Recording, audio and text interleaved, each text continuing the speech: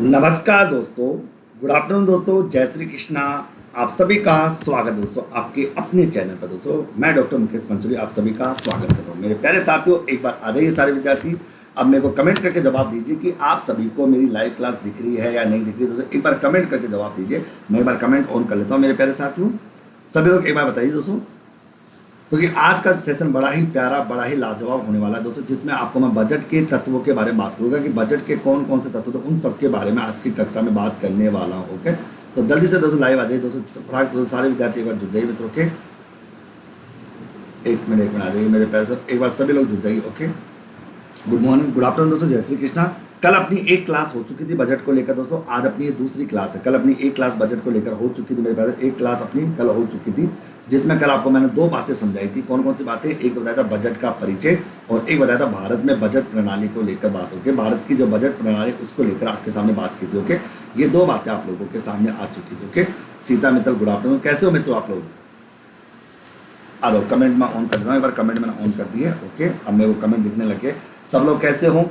कल का टॉपिक समझ आ गया था आप लोगों को अच्छे से? कल का टॉपिक आप सभी को समझ आ गया था? वैसे तो देखो, किसी भी प्रकार की कोई किसी के मन में कोई प्रॉब्लम आनी नहीं चाहिए दोस्तों। हर प्रकार की समस्या का समाधान करने के लिए मैं आप लोगों के साथ बैठा हूँ। ओके, चलिए मित्रों, अपन बात करते हैं। अब आते हैं आज का जो टॉपिक है उसके ऊपर अपन डिस्कस करने वाले हैं। यह है मित्रों आपके बजट के तत्व। बजट के तत्व दोस्तों, इसके बारे में हम बात करेंगे। बजट के तत्व को लेकर हम चर्चा करने वाले। बजट के जो तत्व है उनके बारे में आज की कक्षा में हम बात करने वाले। ओके, जितने भी बजट के तत्व उन सब के बारे में हम बात करने वाले। ओके, चलिए मित्रों, बजट के तत्व की बात करेंगे आज अपन। बजट के तत्व, अच्छा बजट के तत्व बोलो या बजट के भाग बोलो, एक ही बात है। इसके लिए मैं एक डायग्राम बना रहा हूँ दोस्तों, सुनना। ये आपका बजट है मित्रों। बजट को दो भागों में बांटा जाता है। बजट को दोस्तों दो भागों में बांटा जाता है। बजट को दो भागों में बांटा जाता है। बजट जो होता है आपके दो कैटेगरीज में चलता है। ओके, जिसमें एक तो होता है दोस्तों आपका राजस्व बजट होता है,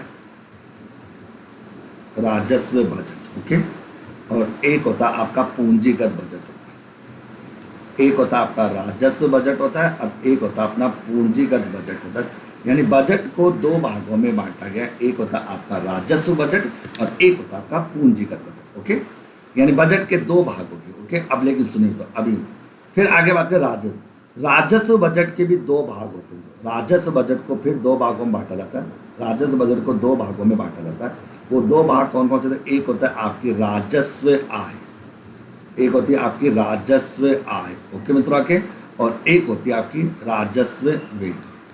तो राजस्व बजट के दो भाग होते हैं, एक होती है राजस्व आय और राजस्व और व्यय होते हैं।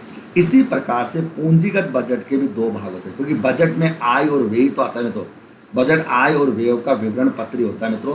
तो यहाँ पर पूंजीगत बजट के भी दो भाग होते हैं, जिसमें एक होती है आपकी पूंजीगत आय यानी कैपिटल इनकम जिसको अपन कहते हैं, या पूंजीगत आय बोलो या पूंजीगत प्राप्तियां बोलो, एक ही बात है। और एक होता है अपना पूंजीगत व्यय, कैपिटल एक्सपेंडिचर जिसको अपन कहते हैं। ओके, फिर आगे चलते दोस्तों। अभी यहीं तक कहानी नहीं, तो कहानी अभी सुन लीजिए। तो उसके बाद राजस्व आय भी दो प्रकार की होती है दोस्तों, ध्यान सुना। दिखाई नहीं, अगर आपको दिखाई नहीं दे कोई बात सुना जाए। राजस्व आय को भी दो भागों में बांटा जाता है। एक होती है दोस्तों आपकी कर राजस्व आय, एक होती है आपकी कर राजस्व आय। ओके, एक होती है कर राजस्व आय और एक होती है मित्रों आपकी गैर कर राजस्व आय। अगर आप लोगों को दिखाई नहीं दे कोई बात सुनाए, गैर कर राजस्व आय होती है। क्यों आगे, ठीक है, आगे गैर कर राजस्व। ओके, मतलब गैर कर राजस्व आय अपन कहते हैं। ओके, इसको मोनिका बेटा ये अपनी यूनिट नंबर 1 में है। आपकी यूनिट नंबर जो 1 है ना, फिस्कल पॉलिसी, आपको राजकोषीय नीति आपका सिलेबस में है या नहीं है? सिलेबस को ध्यान रखो दोस्तों। अब मैं ये बात कल बता चुका था, कल की कक्षा में समझा चुका था, थोड़ा ध्यान रखो अपने सिलेबस का। तो अब देखो, तो राजस्व आय दो होती है, एक होती कर राजस्व आय और एक होती गैर कर राजस्व आय अपनी होती है। ओके, अब देखो तो, जबकि अगर मैं तो राजस्व जो व्यय होते हैं, राजस्व व्यय को दो भागों में बांटा, राजस्व व्यय को दो भागों में बांटा। ओके, राजस्व व्यय को दो भागों में बांटा जाता है। राजस्व व्यय के दो भाग होते हैं। कितने होते हैं? दो भाग होते हैं। एक होता है माता आप लोगों का विकासात्मक, यानी विकास कार्यों के लिए विकासात्मक राजस्व व्यय, जो विकास कार्यों से संबंधित होता है, और एक होता है मित्र आपका गैर विकासात्मक कार्य व्यय। गैर विकासात्मक व्यय। ओके, एक होता है मित्रों के विकासात्मक राजस्व और एक होता है गैर विकासात्मक राजस्व व्यय। ओके ओके, तो यहाँ तक भी बात आप लोगों के सामने आ जाएगी। ओके, अब आगे और चलो मित्रों, अब कर राजस्व आय भी दो प्रकार की होती है भाई। टैक्स दो प्रकार का होता है, एक होता है आपका प्रत्यक्ष कर जो डायरेक्ट टैक्स होता है, और एक होता है आपका अप्रत्यक्ष कर जो आपका इनडायरेक्ट टैक्स होता है। ओके, एक होता है प्रत्यक्ष कर और एक होता है अप्रत्यक्ष कर। ओके, जबकि दोस्तों आपकी जो पूंजीगत व्यय होते हैं उन पूंजीगत व्ययों को भी दो कैटेगरी में बांटा जाता है। वो पूंजीगत व्यय भी दो कैटेगरी में बांटा जाता है, यानी पूंजीगत व्ययों को दो भागों में बांटा गया। एक होता है आपका विकासात्मक पूंजीगत व्यय, विकासात्मक पूंजीगत व्यय, एक होता है आपका विकासात्मक पूंजीगत व्यय, और एक होता है मेरे पास गैर विकासात्मक पूंजीगत व्यय। ओके, एक होता है गैर विकासात्मक पूंजीगत व्यय। गैर विकासात्मक पूंजीगत व्यय आपके सामने आ जाएंगे, गैर विकासात्मक पूंजीगत व्यय आपके सामने यहाँ पर आ जाएंगे। ओके, अब सुनिए तो सुनिए और समझने की कोशिश आप लोग कीजिए जो मैं आपके सामने बताने की बात कर रहा हूँ। देखो, ये हो गया बजट का एक ढांचा। ओके, इस ढांचे को एक बार देख लो। अब एक एक टॉपिक्स को डिस्कस करेंगे और फिर आपको एक एक बातें धीरे धीरे स्टेप बाई बनना, हर चीज आपको स्टेप बाई आपको बताई जाएगी। मैंने क्या कहा, तो बजट के दो भाग होते हैं। मैं वापस बताता हूँ, सुना दो। बजट के दो भाग होते हैं, अर्थात बजट के भागों को दो कैटेगरी में बांटा जाता है। एक होता है दोस्तों आपका राजस्व बजट होता है मेरे प्यारे साथियों, और एक होता है आपका कौन सा, पूंजीगत बजट होता है। एक रेवेन्यू बजट होता है और एक कैपिटल बजट होता है। ओके, राजस्व बजट को दो भागों में बांटा गया। एक होती है राजस्व आय, इसको राजस्व आय बोलो या ओब्लिक करके प्राप्तियां भी लिख सकते हो, कोई दिक्कत नहीं, राजस्व प्राप्तियां भी लिख सकते हो। और एक होता है आपका राजस्व व्यय यानी रेवेन्यू एक्सपेंडिचर। पूंजीगत बजट के भी दो भाग होते हैं, एक होती पूंजीगत आय और एक होता है आपका पूंजीगत व्यय। तो एक होती है आपकी पूंजीगत आय और एक होता है आपका पूंजीगत व्यय। इस प्रकार से पूंजीगत बजट को भी दो भागों में बांटा जाता है। ओके, राजस्व बजट के दो भाग होते हैं दोस्तों, एक राजस्व आय होती है, एक राजस्व व्यय होता है। पूंजीगत बजट के भी दो भाग होते हैं, एक पूंजीगत आय होती है और एक पूंजीगत व्यय होता है। ओके, ये चीज आपके समझ में आ जाएगी। ओके, राजस्व आय में दोस्तों एक कर राजस्व आय होती है और एक गैर कर राजस्व आय होती है, यानी सरकार को जो इनकम मिलती है वो एक टैक्स से मिलती है और एक नॉन टैक्स से मिलती है। तो एक कर राजस्व आय होती है और एक गैर कर राजस्व आय होती है। जो कर राजस्व आय होती है, तो कर भी दो प्रकार का होता है, एक डायरेक्ट टैक्स होता है और एक इनडायरेक्ट टैक्स होता है। एक डायरेक्ट टैक्स होता है और एक इनडायरेक्ट टैक्स होता है, यानी टैक्स को भी दो कैटेगरीज में बांटा जाता है, डायरेक्ट और इनडायरेक्ट टैक्स के तौर पर बांटा जाता है मेरे प्यारे साथियों। ओके, जबकि राजस्व व्यय की जब बात करते हैं तो राजस्व व्यय में दोस्तों आपका एक विकासात्मक राजस्व व्यय होता है और एक गैर विकासात्मक राजस्व होता है। एक विकासात्मक और एक गैर विकासात्मक राजस्व व्यय आपके सामने आ जाते हैं। ओके, जबकि दोस्तों पूंजीगत बजट के दो भाग होते हैं, पूंजीगत आय और पूंजीगत व्यय। यहां तक अगर समझ में आ गया तो एक बार मेरे को थम्स अप कर दो कि सर समझ में आ गया और याद हो गया। ओके, अब एक एक को सिखाऊंगा कि राजस्व आय क्या होती है, राजस्व व्यय क्या होते हैं, पूंजीगत आय किसे कहते हैं, पूंजीगत व्यय किसे कहते हैं, ये सब बातें आपको मैं बताऊंगा। पहले तो ये बताओ दोस्तों, यहाँ तक का ये डायग्राम आपको समझ में आ गया क्या, और आप लोगों ने इस डायग्राम को उतार लिया क्या। तो बजट के दो भाग, अगर सोचो कि बजट को कितने भागों में बांटा गया, तो बजट के दो भाग है, एक राजस्व बजट और एक पूंजीगत बजट। और बजट में दो प्रकार की मदों को शामिल किया जाता है, आय और व्यय, यानी इनकम और एक्सपेंडिचर को भी बजट में शामिल किया जाता है। तो एक हो गया राजस्व बजट और एक हो गया पूंजीगत बजट। राजस्व बजट के दो भाग हो जाएंगे मेरे प्यारे साथियों, एक राजस्व आय होता है और एक राजस्व व्यय होता है। पूंजीगत बजट के भी दो भाग होते हैं, एक पूंजीगत आय होती है और एक पूंजीगत व्यय होता है। ओके, राजस्व आय में एक कर राजस्व आय होती है और एक गैर कर राजस्व आय होती है, जबकि राजस्व व्यय में दोस्तों एक विकासात्मक राजस्व व्यय होता है और एक गैर विकासात्मक राजस्व व्यय होता है। ओके, यहां तक आपको समझ में आ गया क्या। ओके, अब बहुत प्यारा, अब चलते एक एक को सीखते हैं दोस्तों, एक एक फंडामेंटल को सीखते हैं क्या क्या कहता है। सबसे पहला फंडामेंटल तो राजस्व आय, राजस्व आय ऑब्लिक प्राप्तियां, राजस्व आय ऑब्लिक प्राप्तियां, जिनको रेवेन्यू रिसिप्ट्स कहा जाता है। अब ये क्या होती है, इनकी थ्योरी भी समझ लो दोस्तों, क्योंकि बहुत सी किताबों में आपको चीजें समझ में नहीं आती। ओके, कि राजस्व आय और राजस्व प्राप्तियां क्या होती है मित्रों, ये चीज आपको बतानी चाहिए। ओके मित्रों, देखो मित्रों, कॉमर्स के विद्यार्थियों के लिए खुशखबरी यह है, आप लोगों की 3 यूनिट चलती है। यूनिट नंबर 1 चल रही है, यूनिट नंबर 5 चल रही है और यूनिट नंबर 10 का टेस्ट चल रहा है। आज इनकम टैक्स का टेस्ट नहीं हुआ था, लेकिन आज होगा। वो कब होगा मैं बता दूंगा दोस्तों, जैसे मेरे को टाइम मिलेगा मैं आपका टैक्स आपका जरूर ले लूंगा। ओके, आपको बताया है। ओके मित्रों, अब सुने, अब राजस्व प्राप्तियों की बात करें। राजस्व प्राप्ति, ओके, राजस्व प्राप्तियों को लेकर बात करते हैं। तो मैंने क्या क्या लिखा दोस्तों, सबसे पहला बिंदु मैंने यहां पर लिखा दोस्तों, सबसे पहला बिंदु लिखा कि राजस्व आय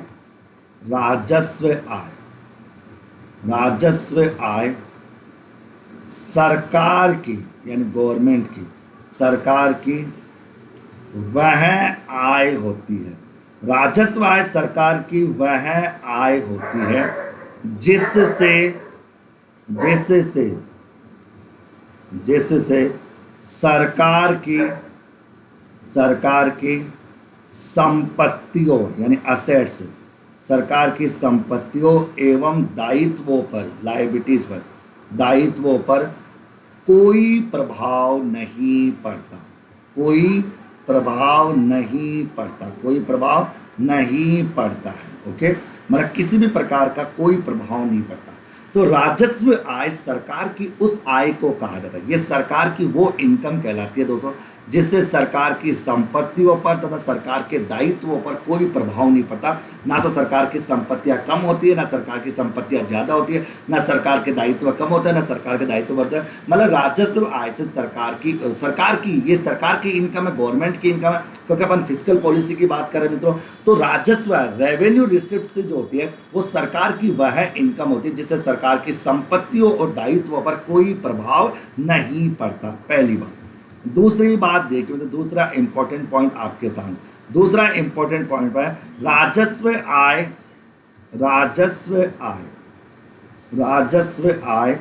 सरकार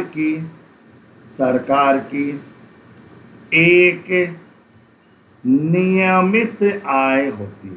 राजस्व आय सरकार की एक नियमित आय का भाग है। नियमित आय का मतलब होता है जो रेगुलर बेस पर मिलती रहती है, यानी रेगुलर होती रहती है, नियमित आय का भाग है, मतलब रूटीन चलता रहता है, नियमित आय का भाग है। ओके, तो मित्रों मैंने कहा कि राजस्व आय जो होती है वो सरकार की जो है वो एक नियमित आय होती है, रेगुलर इनकम होती है जो चलती रहती है। ओके, फिर आता है तीसरा पॉइंट जो होता है तो वो ये कहता है कि राजस्व आय, मैंने कहा था तो राजस्व आय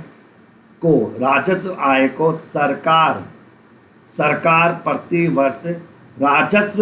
सरकार प्रति वर्ष अपने चालू खाते, कौन से खाते में, चालू खाता, जो करंट अकाउंट होता है, चालू खाता, राजस्व आय को सरकार प्रति वर्ष अपने चालू खाते में प्रदर्शित करती है। चालू खाते में क्या करती है, प्रदर्शित करती है, चालू खाते में प्रदर्शित करती है। ओके, ये बात भी आपको ध्यान रखना कि राजस्व आय को सरकार जो है हर साल जो है वो चालू खाते में क्या करती है, प्रदर्शित करती है। ओके, यहाँ तक चीज समझ में आ गई होगी। देखो मित्रों, रेवेन्यू रिसिप्ट किसे कहते हैं, तो ये बड़ी बात है। तो इसके लिए 3 बातें आपको ध्यान में रखनी। पहली बात तो दोस्तों, सरकार की वो इनकम जिससे सरकार की संपत्ति और दायित्वों पर कोई प्रभाव पड़ता ही नहीं है। ना तो सरकार की संपत्तियां कम होती है, ना सरकार की संपत्तियां ज्यादा होती है, ना सरकार के दायित्व कम होते हैं, ना सरकार के दायित्व ज्यादा होते हैं। वो सरकार की रेवेन्यू रिसिप्ट कहलाती है, वो सरकार की रेवेन्यू इनकम कहलाती है, जिससे सरकार की संपत्तियों और दायित्वों पर किसी भी प्रकार का कोई इफेक्ट नहीं पड़ता, कोई प्रभाव नहीं पड़ता। जबकि राजस्व आय दूसरा होता है। राजस्व आय जो होती है, तो अगर बात करें राजस्व आय की, जो बात करें तो क्या आगे राजस्व आय को लेकर अगर मैं कहूँ तो ये कहते राजस्व आय जो होती है सरकार की एक नियमित आय का पार्ट मानी जाती है। तो क्या आगे, ठीक है।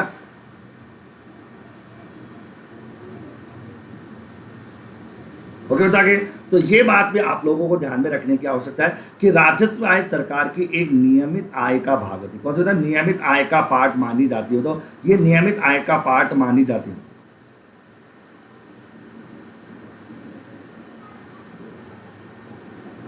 ओके, तो राजस्व आय सरकार की एक नियमित आय होती है। राजस्व आय को सरकार प्रति वर्ष अपने चालू खाते में क्या करती है, प्रदर्शित करती है, चालू खाते में इसको दिखाती है। ओके, यहां तक की बात आपको समझ में आ गई। पहली बात, राजस्व आय सरकार की वह आय होती है जिससे सरकार की संपत्ति और दायित्वों पर कोई प्रभाव नहीं पड़ता।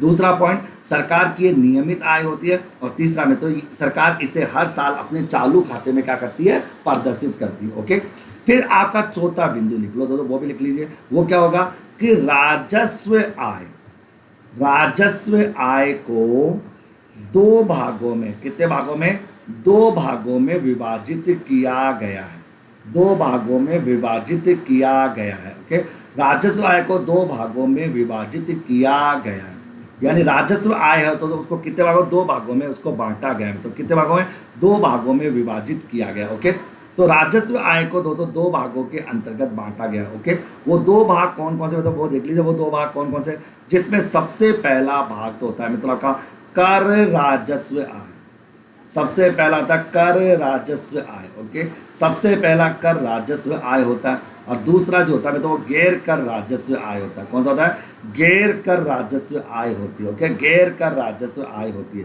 तो मित्रों मैंने क्या कहा कि राजस्व आय को दो भागों में बांटा गया, एक होती कर राजस्व आय और एक होती गैर कर राजस्व आय होती है। ओके, तो एक कर राजस्व आय होती है और एक गैर कर राजस्व आय होती है। ओके, यहाँ तक आपने लिख लिया। अब मैं इन दोनों को भी समझाने का प्रयास करता हूँ मित्रों कि भाई साहब कर राजस्व आय क्या होती है। पहले तो अपन बात करें कर राजस्व आय, नोट्स को प्रॉपर तरीके से बनाना दोस्तों।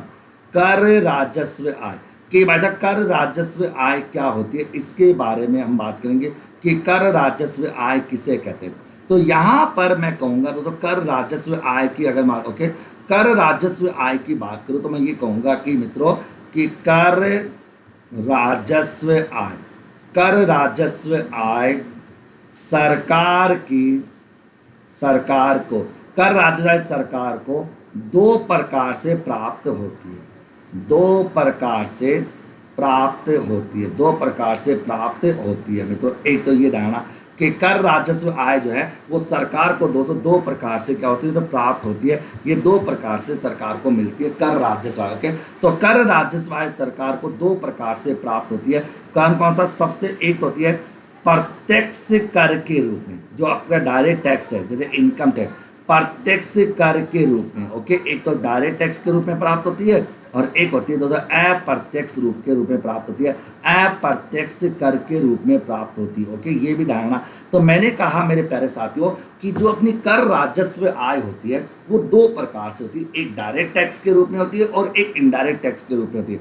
अब ये डायरेक्ट टैक्स क्या होता है, इनडायरेक्ट टैक्स क्या होता है, इसको तो मैं आपको डिटेल में आगे पढ़ाऊंगा, अभी आपको यहाँ नहीं पढ़ाऊंगा। जब मैं आपको पढ़ाऊंगा ना तो टैक्स के बारे में कि भारत की टैक्स की संरचना कैसी है, भारत को टैक्स कहाँ से मिलता है, कैसे मिलता है, वो अपन आगे देखेंगे। अभी तो केवल आपको इतना ध्यान रखना है कि जो अपनी कर राजस्व आय होती है वो कर राजस्व आय सरकार को दो प्रकार से प्राप्त होती है, एक होती है डायरेक्ट टैक्स के रूप में और एक होते हैं इनडायरेक्ट टैक्स के रूप में। यानी दो ही प्रकार के टैक्स होते हैं दोस्तों, एक डायरेक्ट होता है और एक इनडायरेक्ट होता है। इनडायरेक्ट टैक्स की जब बात करेंगे तो जीएसटी, और आपको मैं जीएसटी को पूरी डिटेल में बताने वाला हूँ दोस्तों एक दो दिन में, तो आपका जीएसटी भी टॉपिक चलने वाला है, तो वहाँ पर जीएसटी के बारे में हम बात करेंगे, जीएसटी के बारे में पूरा मुद्दा बात करेंगे। और जब डायरेक्ट टैक्स की बात करते हैं तो वहाँ पर मेनली इनकम टैक्स आता है, कॉर्पोरेट टैक्स आता है, वेल्थ टैक्स आता है और भी बहुत सारे टैक्स आते हैं जिनके बारे में बात करूंगा। अभी कल तुमको इतना ध्यान रखना है कि कर राजस्व आय जो होती है और सरकार की जो है मित्रों वो दो प्रकार से प्राप्त होती है, एक प्रत्यक्ष कर के रूप में और एक अप्रत्यक्ष कर के रूप में प्राप्त होती है।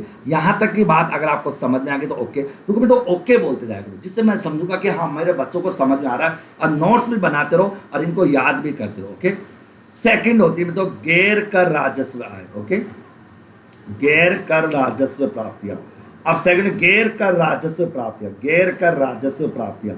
अब भाई साहब गैर कर राजस्व प्राप्तियां क्या होती है, इनको भी समझ लीजिए कि गैर कर राजस्व प्राप्तियां क्या होती है, इनको भी आप लोग समझने का प्रयास करें कि गैर कर राजस्व प्राप्तियां क्या होती है, इनको भी आप लोग अच्छे से समझने का प्रयास यहाँ पर करें। ओके, गैर कर राजस्व प्राप्तियां क्या होती है। ओके, अब सुनिए, तो यहाँ पर मैं लिखना चाहूंगा मेरे प्यारे साथियों कि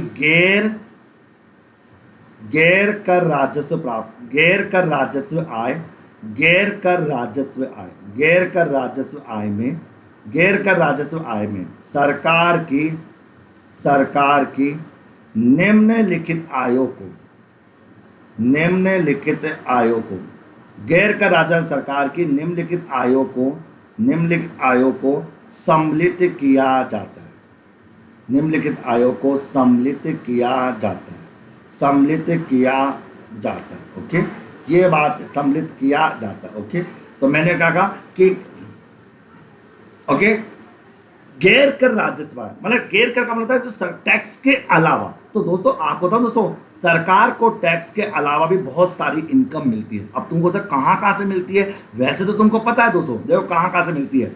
एक तो मिलती है सरकारी कंपनियों के, सरकार की जितनी भी कंपनियां हैं, सरकारी कंपनियों के लाभ तथा लाभांश, लाभ तथा लाभांश, सरकारी कंपनियों का जो भी लाभ और लाभांश होता है वो सरकार की गैर कर राजस्व आय के अंतर्गत शामिल होता है।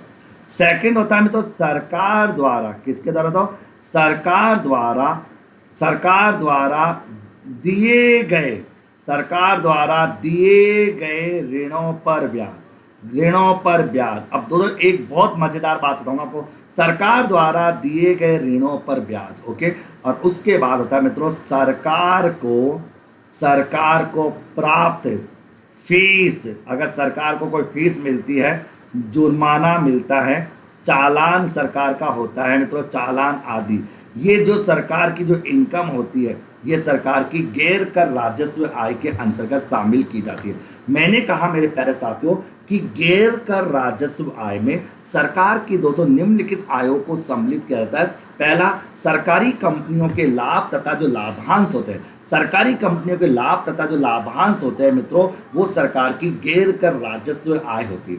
सरकार के द्वारा दिए गए ऋणों पर जो ब्याज होता है मित्रों तो वो भी गैर कर राजस्व आय होती है। अब सुनना मित्रों, मैं आपको एक बात समझाता हूँ, दो बातें आपको यहाँ पर समझ ली, पहले इसको उतारो।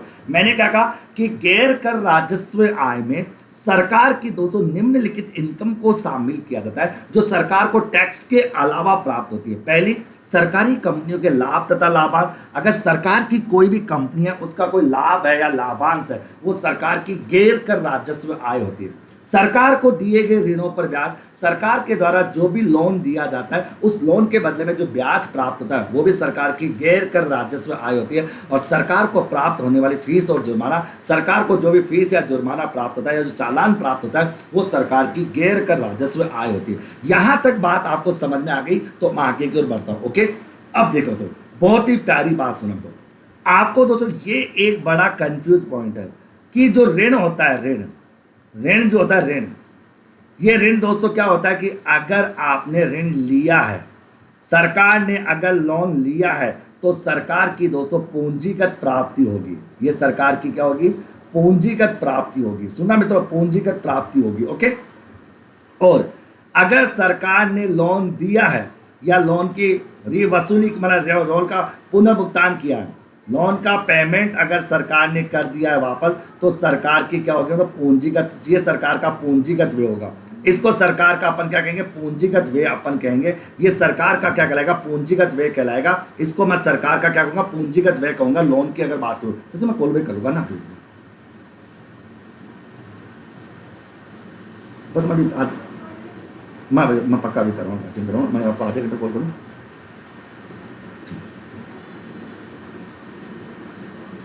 अब देखो मैंने लोन की बात की, लोन, मैंने यहाँ पे लोन को लेकर आपको समझाया मित्रों कि लोन अगर लिया है तो पूंजीगत प्राप्ति होगी, लोन अगर लिया तो पूंजीगत प्राप्ति होगी। और लोन का अगर भुगतान किया है तो उसको अपन पूंजीगत व्यय कहेंगे। क्या बोलेंगे, पूंजीगत व्यय कहेंगे, ओके।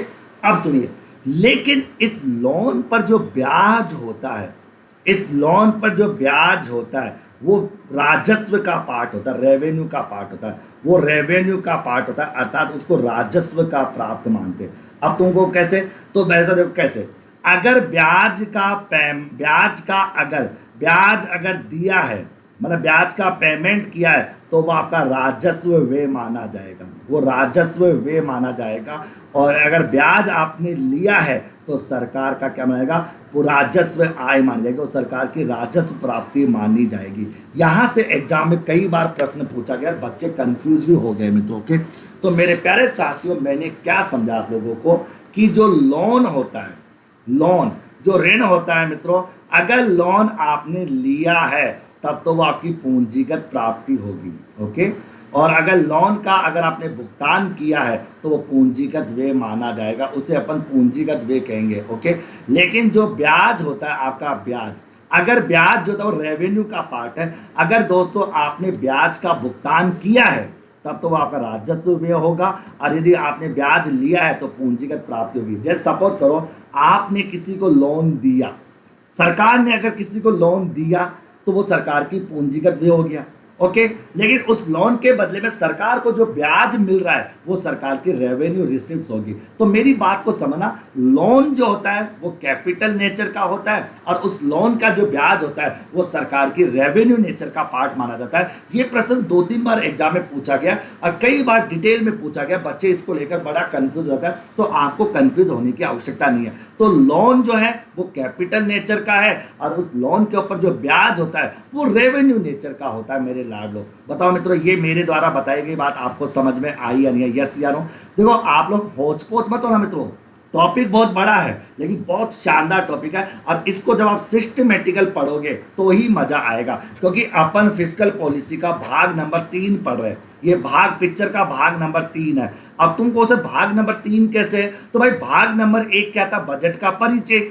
भाग नंबर 2 क्या था? भारत में बजट का इतिहास, कि भारत में बजट का क्या इतिहास है। और भाग नंबर 3 जो है दोस्तों, जो आज अपन बजट के तत्व के बारे में बात करेंगे और ये पूरे तत्व में आपको बताने वाला हूं कि राजस्व आय या राजस्व प्राप्ति क्या होती है, राजस्व आय में कौन कौन सी इनकम को शामिल करते हैं। और इसको लेकर दोस्तों बता दिया कि लोन क्या है। लोन आपके कैपिटल नेचर का होता है और उसका जो ब्याज होता है मित्रों वो आपके रेवेन्यू नेचर का होता है। मेरे प्यारे साथियों, किसका होता है? रेवेन्यू नेचर का होता है। क्लियर मित्रों? अब चलते हैं इसका दूसरा भाग। ओके ओके, दूसरा पार्ट, इसी का दूसरा पार्ट राजस्व व्यय मित्रों। राजस्व व्यय, रेवेन्यू एक्सपेंडिचर्स के बारे में बात करेंगे, राजस्व व्यय के बारे में अब बात करेंगे। ओके, अब राजस्व व्यय कौन से होते हैं सुनिए मित्रों। यहां पर देखो कौन कौन से। सबसे पहली बात तो मैं राजस्व व्यय के बारे में बात करूं, राजस्व व्यय के बारे में। ओके आगे। ओके मित्रों, सुरेंद्र बेटा मैंने समझाया ना यहाँ पे कि अगर सरकार लोन देती है, सरकार ने अगर लोन का, अगर मानो सरकार ने सरकार ने अगर लोन लिया है तो सरकार के पास पैसा आया है, वो पैसा कौन सा पैसा होगा? कैपिटल नेचर का होगा। लेकिन अगर सरकार ने किसी को लोन दिया है या लोन का भुगतान किया है वो कैपिटल एक्सपेंडिचर होगा। उस लोन के ऊपर ब्याज या तो मिलेगा या तो सरकार ने अगर किसी को लोन दिया है तो ब्याज मिलेगा। ओके मित्रों, ब्याज मिलेगा तो दोस्तों वो रेवेन्यू नेचर होगा, वो रेवेन्यू रिसिप्ट होगी। और यदि ब्याज का पेमेंट किया तो कैपिटल, वो रेवेन्यू एक्सपेंडिचर का पार्ट माना जाएगा। बताओ मित्रों, मेरी बात समझ में आई या नहीं आई? यस या नो? यहाँ तक की बात आप लोगों को समझ में आ गई क्या? यस या नो? अब चलते हैं दोस्तों राजस्व व्यय के बारे में बात करते हैं। राजस्व व्यय को लेकर अपन डिस्कस करते हैं। ओके चलिए मित्रों, यहां पर मैं बताऊंगा कि पहला पॉइंट कि राजस्व व्यय, राजस्व व्यय, राजस्व व्यय सरकार के व्यय होते हैं, यानी खर्चे होते हैं। राजस्व व्यय सरकार के व्यय के खर्चे होते हैं जिससे ना तो सरकार की संपत्तियों में वृद्धि होती है, ना तो सरकार की संपत्तियों में वृद्धि होती है मित्रों के, ना तो सरकार की संपत्तियों में वृद्धि होती है मित्रों के, और ना ही सरकार के दायित्वों में, और ना ही सरकार के दायित्वों में कमी होती है। ओके, ना ही सरकार के दायित्वों में क्या होती है? कमी होती है। पहला पॉइंट मैंने कहा राजस्व व्यय, मैंने कहा दोस्तों राजस्व व्यय सरकार के वे खर्चे होते हैं जिससे ना तो सरकार की संपत्तियों में कमी या वृद्धि होती है, ना सरकार के दायित्वों में कमी या वृद्धि होती है। एक तो ये बात आपको ध्यान में रखनी है। ओके, ये चीज आपको समझ लेनी। ओके, दूसरा मैंने बताया मित्रों कि राजस्व व्यय यानी सरकार के राजस्व व्यय सरकार के यानी गवर्नमेंट के, सरकार के नियमित खर्चे होते हैं जो रेगुलर रूप में होते रहते हैं, नियमित व्यय होते हैं। ओके, राजस्व व्यय सरकार के नियमित खर्चे होते हैं। और उसके अलावा मैंने पढ़ा दोस्तों कि राजस्व व्यय सरकार के चालू खाते में प्रदर्शित किए जाते, चालू खाते में प्रदर्शित किए जाते। ओके, प्रदर्शित किए जाते। ओके, प्रदर्शित किए जाते। ओके, यानी राजस्व व्यय सरकार के चालू खाते के अंतर्गत प्रदर्शित किए जाते हैं। ओके, देखो सिंपल सी बात है मित्रों, कोई ज्यादा हार्ड एंड फास्ट नहीं है, कोई रॉकेट साइंस नहीं है। मैंने कहा कि राजस्व वे सरकार के वे खर्चे होते हैं जिससे ना तो सरकार की संपत्तियों में कमी होती है ना सरकार के दायित्वों में वृद्धि होती है। राजस्व वे सरकार के नियमित खर्चे होते हैं जो रेगुलर रूप में होते रहते हैं, और राजस्व वे सरकार के चालू खाते से संबंधित है, अर्थात जो चालू खाते के अंतर्गत समायोजित किए जाते हैं। ओके, और एक मजेदार बात और लिख ली मैं तो यहाँ पर आगे रहूं। मैं कहूँ दोस्तों कि वर्तमान में राजस्व व्ययों को दो भागों में, कितने भागों में, दो भागों में विभाजित किया गया, दो भागों में विभाजित किया गया। ओके, विभाजित किया गया राजस्व व्ययों को किया गया। राजस्व व्ययों को वर्तमान में दोस्तों दो भागों में बांटा गया दोस्तों, यानी राजस्व व्ययों को दो कैटेगरी में बांटा गया। रेवेन्यू एक्सपेंडिचर जो है वो दो भागों में बांटा गया। ओके, एक होता है आपका विकासात्मक जो डेवलपिंग से संबंधित होता, अभी मैं समझा दूंगा सबको। एक होता है मित्रों आपका विकासात्मक राजस्व व्यय, विकासात्मक राजस्व व्यय। ओके, एक होता है विकासात्मक राजस्व व्यय और दूसरा होता है दोस्तों गैर विकासात्मक राजस्व व्यय, गैर विकासात्मक राजस्व व्यय। तो राजस्व व्ययों को दो भागों में बांटा गया, एक होता है ओके विकासात्मक व्यय। ओके, सुनिए मित्रों, चार बिंदु मैंने आपके सामने बताए, एक एक सुनो। मैंने कहा मित्रों राजस्व व्यय सरकार के वे खर्चे होते हैं जिससे ना तो सरकार की संपत्तियों में कमी होती है ना सरकार के दायित्व में वृद्धि होती है। ओके मित्रों, राजस्व वे सरकार के नियमित खर्चे होते हैं जो रेगुलर बेस पर सरकार करती रहती है दोस्तों, छोटे मोटे काम के लिए।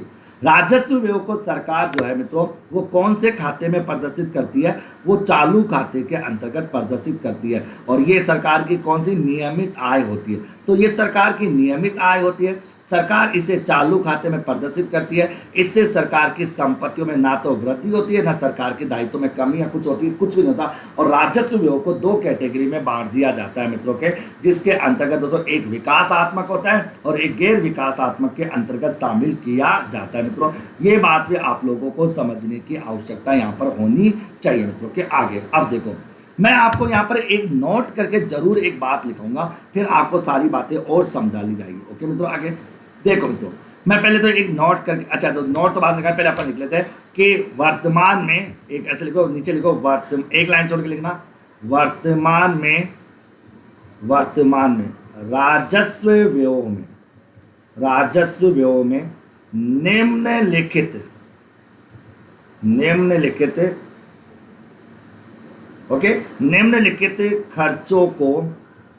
निम्नलिखित खर्चों को सम्मिलित किया जाता है। अब देखो कौन कौन से खर्च होते हैं, और आपको आईएएस में एक प्रश्न पूछा गया था। ओके बताइए, मैंने कहा कि वर्तमान में राजस्व व्ययों में निम्नलिखित खर्चों को सम्मिलित किया जाता है, निम्नलिखित खर्चों को सम्मिलित किया जाता है। ओके हिमेश बेटा कौन सा बताना बता, मैंने बताया ना, देखो चार बातें मैंने बताई।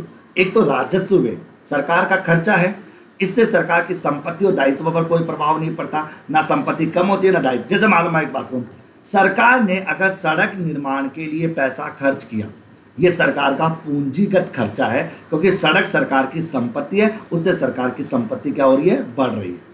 लेकिन दोस्तों राजस्व व्यय वो होता है जिससे सरकार की संपत्ति और दायित्वों पर कोई प्रभाव नहीं पड़ता। जैसे मैं कहूँ सरकार ने लिए गए ऋणों का पुनर्भुगतान किया, सरकार ने कोई लोन लिया था उसका पेमेंट कर दिया, ये सरकार का पूंजीगत खर्चा है। क्यों? क्योंकि इससे सरकार के दायित्व क्या हो रहे हैं, कम हो रहे हैं। लेकिन अगर कुछ ऐसे खर्चे जिससे सरकार की संपत्ति पर और सरकार के दायित्व पर कोई इफेक्ट नहीं पड़ता, कोई प्रभाव नहीं पड़ता, वो सरकार का राजस्व व्यय होता है। यानी राजस्व व्यय से सरकार के कुछ ऐसे खर्चे जिससे सरकार की संपत्ति और दायित्व पर कोई प्रभाव पड़ ही नहीं रहा, ना तो कम हो रही है ना ज्यादा हो रही है, वो राजस्व व्यय है। ये नियमित रूप से होते हैं। अब बताओ क्या सरकार हर साल बनाती है क्या हर महीने सरकार सड़क बनाती है? नहीं मित्रों, तो ये नियमित होते हैं जो रेगुलर बेस पे होते हैं। जैसे कर्मचारियों का पेमेंट करना हो, या दोस्तों सरकार को कोई सब्सिडी देनी हो, या डिफेंस पर कोई पैसा खर्च करना हो, या समाज सेवा पर पैसा खर्च करना हो, ये सरकार के रेगुलर खर्चे जो सरकार करती रहती है। और इन खर्चों को सरकार चालू खाते में प्रदर्शित करती है, जिसके दो पार्ट होते हैं, एक होता है डेवलपिंग कार्यों के लिए और एक होता है नॉन डेवलपिंग कार्यों के लिए। अगर सरकार ने अपनी किसी योजना के तहत, सरकारी कार्यक्रम के तहत अगर कोई खर्चा किया है, वो विकासात्मक है। अब नॉर्मली जो खर्चा हो रहा है वो गैर विकासात्मक है। अगर अब मैं आपसे एक बात पूछूं, मेरी बात सुनना, मैं तो आपसे एक बात पूछूं, सुनिए। सरकार ने अगर मान लो प्रधानमंत्री जन धन योजना के तहत पैसा खर्च किया, ये कौन सा हो गया? विकासात्मक हो गया। सरकार ने अपने कर्मचारियों को सैलरी दी, ये गैर विकासात्मक हो गया। ये तो आप समझ जाओगे। सरकार अगर अपनी किसी योजना के तहत, सरकार अगर अपने किसी कार्यक्रमों के तहत अगर पैसा खर्च करती है वो विकासात्मक होता है मित्रों। लेकिन जो नॉर्मली पैसा खर्च किया जाता है, जैसे डिफेंस पर पैसा खर्च कर दिया हो, सब्सिडी पर पैसा खर्च कर दिया हो, कर्मचारियों को पेमेंट कर दिया हो, ब्याज का भुगतान कर दिया हो, ये सब क्या है? ये गैर विकासात्मक खर्चों के अंतर्गत शामिल किए जाते हैं। बताओ हिमेश, समझ में आ गया क्या? हिमेश बाबू, आपको समझ में आ गया क्या? यस या नो?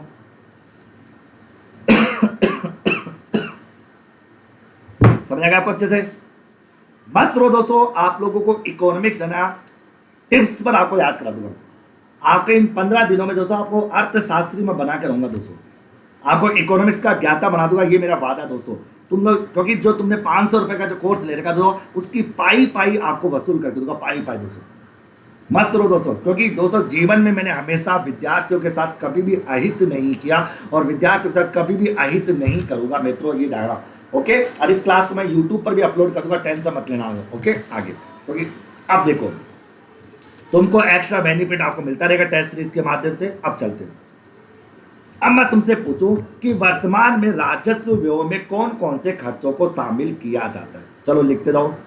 सबसे पहला है मित्रों सरकार द्वारा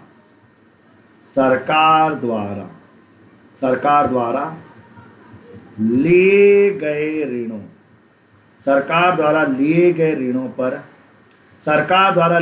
ऋणों पर ब्याज का भुगतान।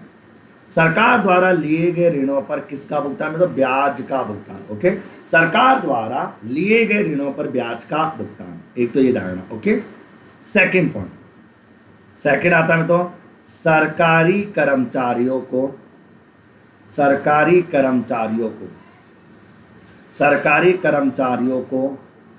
किया गया भुगतान। अगर सरकारी कर्मचारियों के द्वारा किसी प्रकार का कोई भुगतान किया जाता है, वो भी सरकार का राजस्व व्यय होता है। ओके, सरकारी कर्मचारियों द्वारा किसी भी प्रकार का कोई पेमेंट अगर किया गया है। फिर आता है तो सरकार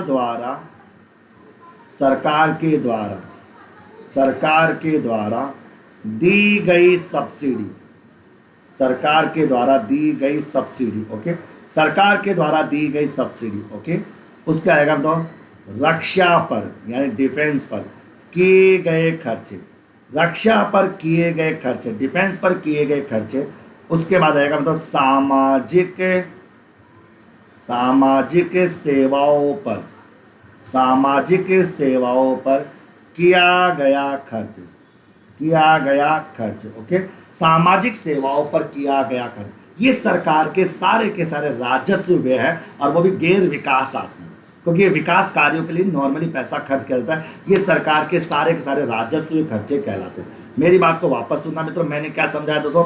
मैंने ये समझाया आप लोगों को कि वर्तमान में सरकार के द्वारा कौन कौन से राजस्व खर्चे किए जा रहे हैं, जिसमें मैंने बता दिया सरकार के द्वारा लिए गए ऋणों पर जो ब्याज का भुगतान होता है वो सरकार का राजस्व व्यय होता है। सरकारी कर्मचारियों को अगर किसी भी प्रकार का कोई भुगतान करते हैं वो भी राजस्व व्यय होता है। सरकार को अगर किसी प्रकार की कोई सब्सिडी दी जाती है दोस्तों, वो भी दोस्तों राजस्व है। रक्षा, डिफेंस पर अगर सरकार कोई पैसा खर्च करती है वो भी राजस्व व्यय होगा। और सामाजिक सेवाओं पर अगर किसी भी प्रकार का कोई खर्च किया जाता है वो सरकार का राजस्व व्यय माना जाएगा। बताओ मित्रों, यहाँ तक समझ में आ गई क्या? यस या नो मित्रों? ओके,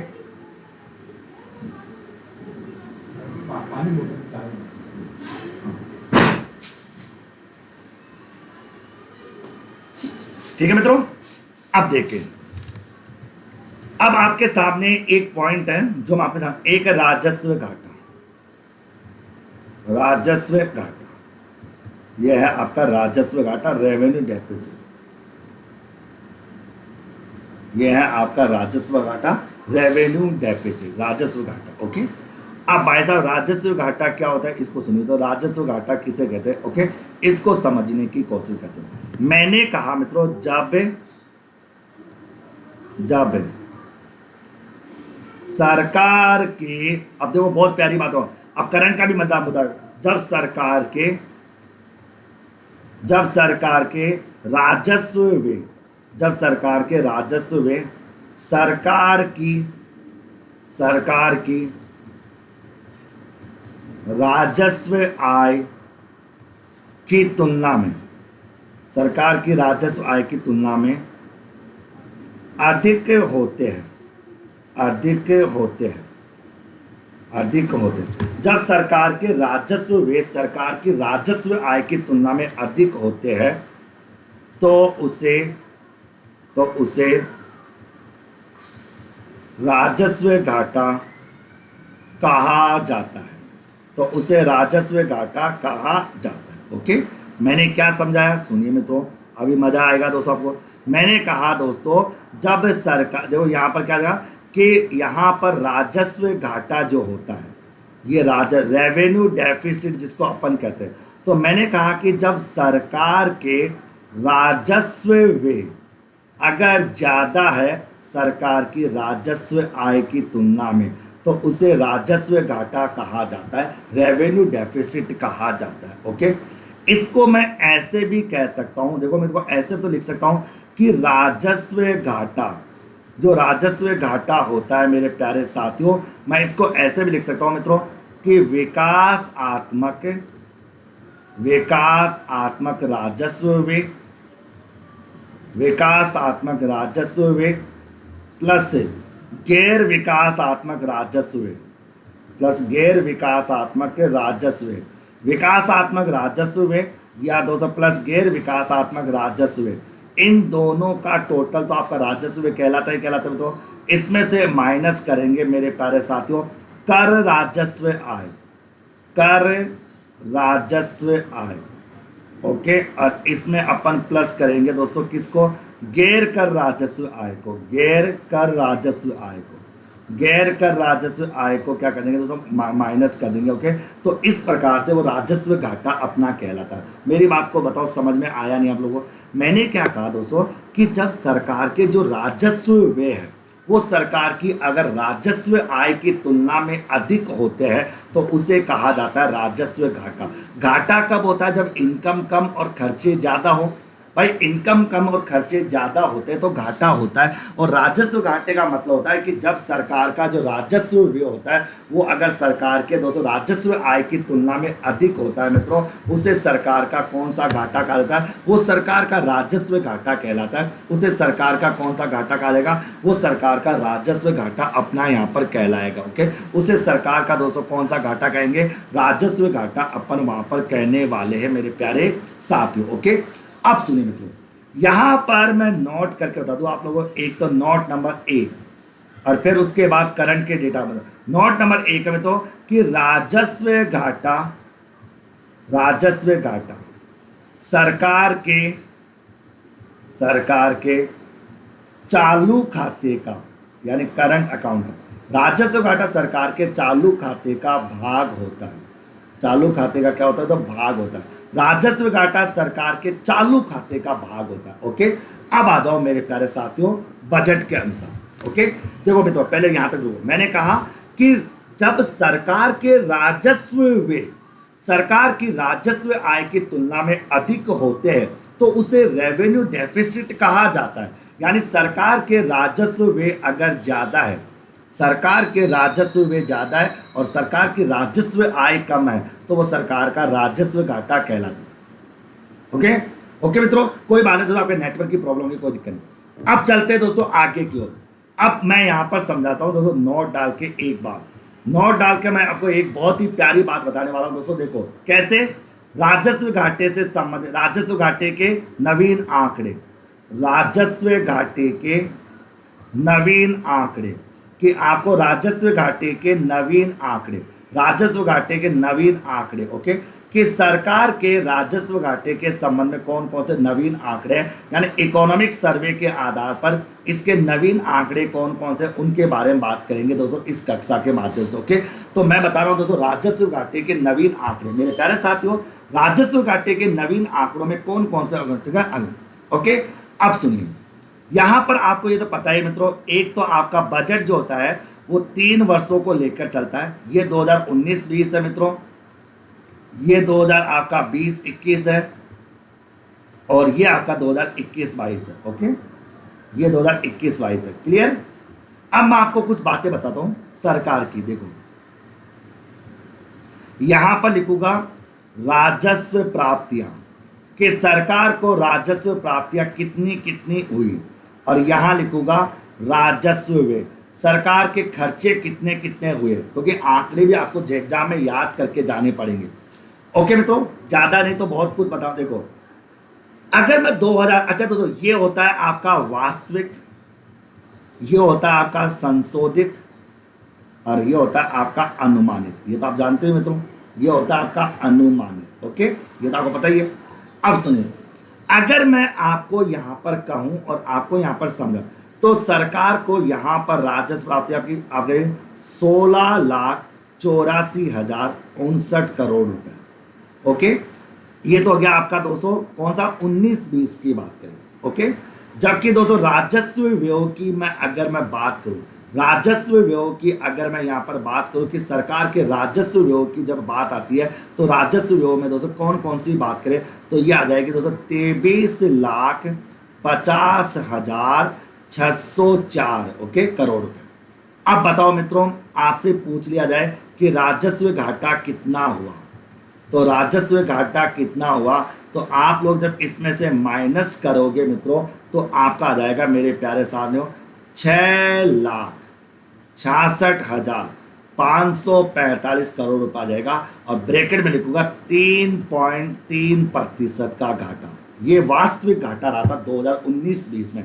जीडीपी का 3.3% घाटा आपका वास्तविक घाटा आपको देखने को पानी आगे। ओके, तो मित्रों मैंने क्या कहा कि 2019-20 में भारत सरकार को जो टोटल इनकम मिली थी राजस्व से, वो 16,84,059 करोड़ रुपए मिले थे, और उसमें से 23,50,604 करोड़ रुपए सरकार ने खर्च कर दिए। मतलब सरकार को 6,66,545 करोड़ रुपए का नुकसान हुआ मित्रों, यानी 3.33% का क्या हुआ, मतलब 3.33% का क्या हुआ, आगे 3.3% का क्या हुआ, सरकार को नुकसान हुआ दोस्तों 2019-20 में। मेरी बात समझ में आ गई क्या?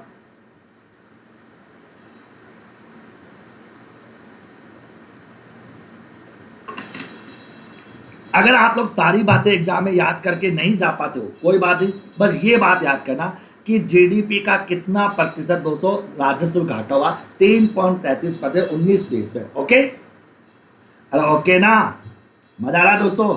बस ध्यान रखना, एक एक कॉन्सेप्ट को समझाऊंगा दोस्तों, एक एक कॉन्सेप्ट को आपको इकोनॉमिक्स का ज्ञाता बनाना में। तो अब चलते दोस्तों संशोधित में। तो भाई साहब भारत सरकार को 2020-21 में एक्चुअल में संशोधित 15,55,153 रुपए सरकार को मिले। ओके, जिसमें से सरकार ने जो खर्चा किया है मेरे प्यारे साथियों, वो खर्चा कितना किया है, 30,11,000 मित्रों 142 करोड़ रुपए का खर्च कर दिया। तो बताओ मित्रों सरकार को कितना घाटा, संशोधित घाटा कितना महसूस किया सरकार ने, तो संशोधित घाटा महसूस किया मित्रों आपका बड़ा गजब कोरोना काल में लेकर। तो आगे बताओ 14,55,989 करोड़ का घाटा वहन किया, और कितना परसेंट, 7.5% जीडीपी का घाटा महसूस किया। ओके मित्रों, आगे इसकी भरपाई कैसे करती है मैं सुरेंद्र बेटा सब बताऊंगा, मस्त रहो, बहुत कुछ बताऊंगा। अभी तो देखो थोड़ा सब्र करो यार, 5-7 दिन पूरे से हुए अभी तो। अब देखो फिर आ जाओ दोस्तों, अनुमान कितना लगाया भाई सरकार ने। अनुमान तो सरकार हमेशा मुंह खोल के लगाती है दोस्तों। तो अनुमान लगाया कि सरकार को 17,88,424 करोड़ रुपए सरकार को मिलेंगे। ओके, जिसमें से सरकार जो है मेरे लाडलो कितना खर्च करेगी मित्रों, 29,29,000 रुपए सरकार खर्च करेगी मित्रों। 29,29,000 रुपए सरकार क्या करेगी मित्रों, खर्च करेगी। अब आप देख सकते हो मेरे प्यारे साथियों कि कितना घाटा होने वाला है इस साल, मतलब कितने घाटे का अनुमान लगाइए मित्रों। तो ये अनुमान लगाया गया मित्रों 11,40,576 करोड़ रुपए, यानी दोस्तों आपका 5.1% का अनुमान लगाया गया। ये तीन बातें याद कर लेना। ऊपर की बातें अगर याद कर पाते हो तो अच्छी बात है, नहीं करते हो तो भी अच्छी बात है, लेकिन ये तीन धारणा कि भाई वास्तविक राजस्व घाटा जीडीपी का कितना रहा, 3.3%।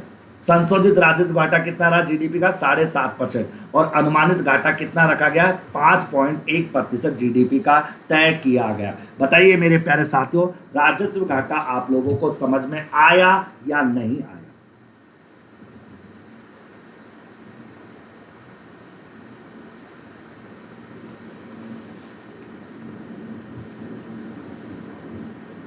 राजस्व घाटा आप लोगों को समझ में आया या नहीं आया? यस या नो? क्लियर?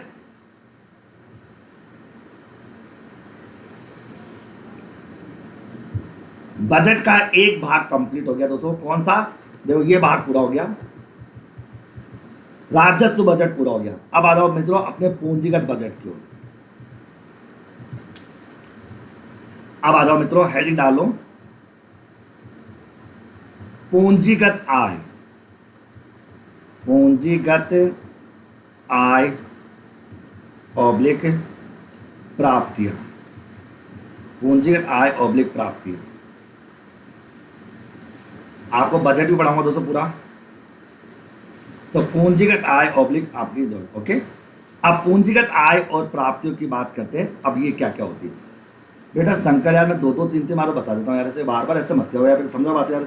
आप लोग मेरी जगह आके देखो एक बार दोस्तों, सुबह से क्लास चलती रहती है, लगातार 15-15 घंटे क्लास लेता रहता हूँ, तो मैं एक ही बात को 10 बार तो बता दिया दोस्तों, फिर भी तुम लोग बार बार रिपीट करो। रिपीट ऐसे रिपीट के लिए जरूरत कहाँ जरूरत पड़ी रिपीट की?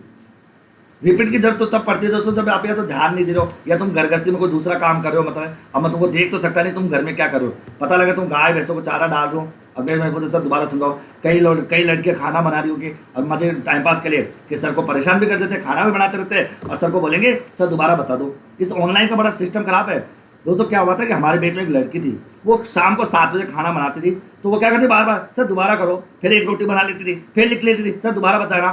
तो एक दिन मैंने पता मैं इसको दिक्कत क्या है, बाद में पता लगा कि वो घर में खाना बनाती रहती है, बाद में मेरे क्वेश्चन पूछती रहती है, तो उसका खाना भी होता रहता है और क्वेश्चन भी, मतलब खुद तो परेशान नहीं, मेरे को परेशान हो चली जा रही है। तो ऐसा सिस्टम वो तो बेकार होता है? तो दोस्तों तुम तो ऐसा नहीं करते ना कहीं। चलो भाई, तो मजे से पढ़ो दोस्तों। बस दोस्तों जीवन में एक ही आसरा रहता है मेरे से, बस भगवान से यही, माता रानी से यही दुआ करता हूँ, मेरा जो कोर्स कोई बच्चा ले ले वो दुखी ना रहे दोस्तों, उसका पैसा बर्बाद ना जाए तो आगे। ठीक है, अब चलते हैं पूंजीगत प्राप्ति। अब चलते हैं तो पूंजीगत। हाँ दोस्तों मैं पीडीएफ तुमको देखो, पीडीएफ प्रिंटेड नहीं दूंगा, किसी के हैंड रिटन नोट्स आपको मैं दे दूंगा, ओके। क्योंकि प्रिंटेड में तो बहुत टाइम खराब होता है और मेरा पूरा मैन पावर उसमें लग जाती मेरी। तो मैं आगे, अब देखो पहला, इसका पहला पॉइंट है कि पूंजीगत आय सामान्यतः पूंजीगत आय सामान्यतः सरकार की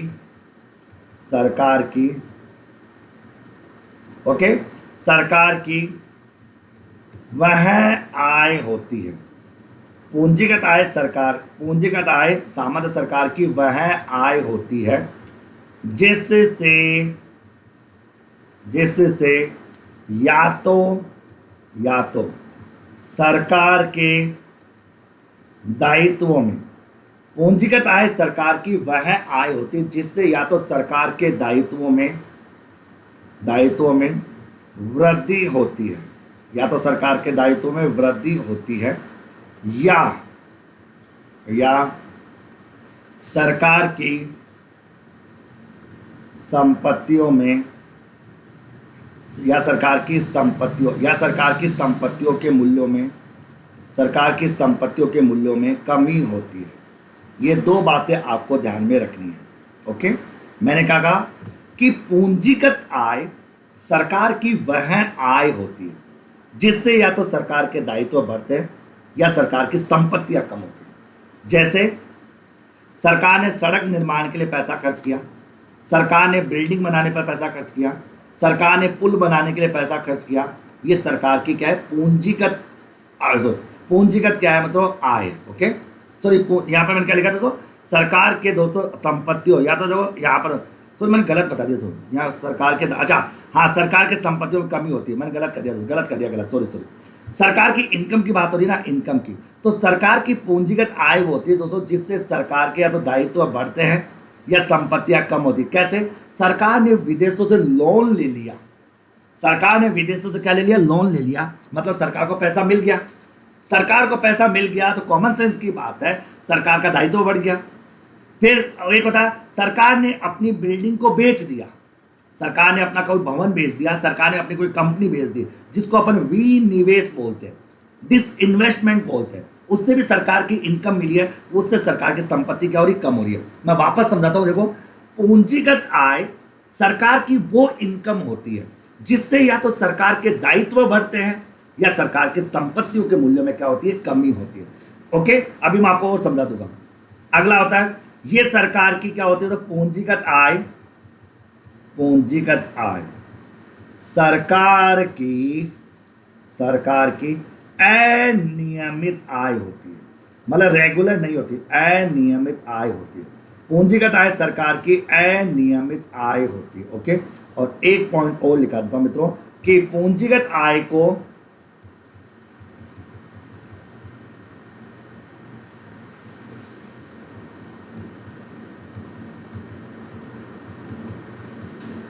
सरकार अपने पूंजी खाते में प्रदर्शित करती है, पूंजी खाते में प्रदर्शित करती है। ओके, तो पूंजीगत आय को सरकार अपने कौन से पूंजी खाते में क्या करती है? प्रदर्शित करती है, ये ध्यान रखना। ओके, देखो मेरे प्यारे साथियों, मैंने आपको बताया पे कि पूंजीगत आय सामान्यतः सरकार की वो आय होती है जिससे या तो सरकार के दायित्व में वृद्धि होती है या सरकार की संपत्तियों के मूल्य में कमी होती है। पूंजीगत आय सरकार की अनियमित आय होती है कि ये रेगुलर नहीं होती कि हर साल मिलेगी, हर महीने मिलेगी, नहीं, कभी कभार, और सरकार इसे अपने पूंजी खाते में दिखाती है। ओके, अब चलते हैं दोस्तों आपके सामने, इसी के नीचे लिखते हैं। ओके, अब देखो यहां पर आपके सामने चलते हैं। मैंने कहा मित्रों यहां पर कि पूंजीगत आय में तो बात नहीं, पूंजीगत आय में सामान्यतः, पूंजीगत आय में सामान्यतः तीन प्रकार की सरकार की आयों को सम्मिलित किया जाता है, सम्मिलित किया जाता है। ओके, तो पूंजीगत आय में सरकार की तीन तरह की इनकम आती है। भाई साहब मैं वापस बोल देता हूँ, सुनना मित्रों। देखो पूंजीगत आय का मतलब है सरकार की वो इनकम जो या तो सरकार के दायित्वों को बढ़ा देती है या सरकार की संपत्तियों के मूल्यों में कमी कर देती है। ये सरकार की अनियमित आय होती है और सरकार इसे अपने कैपिटल अकाउंट में लेती है, क्योंकि बजट के दो खाते होते हैं, एक चालू खाता और एक पूंजी खाता। ओके, पूंजीगत आय में तीन प्रकार की इनकम को शामिल किया जाता है। वो तीन इनकम कौन कौन सी है? नोट करके लिख लो। तीन इनकम कौन कौन सी है जो सरकार की पूंजीगत प्राप्तियों में आती है? तो देखो, पहली, सबसे पहली है सरकार के द्वारा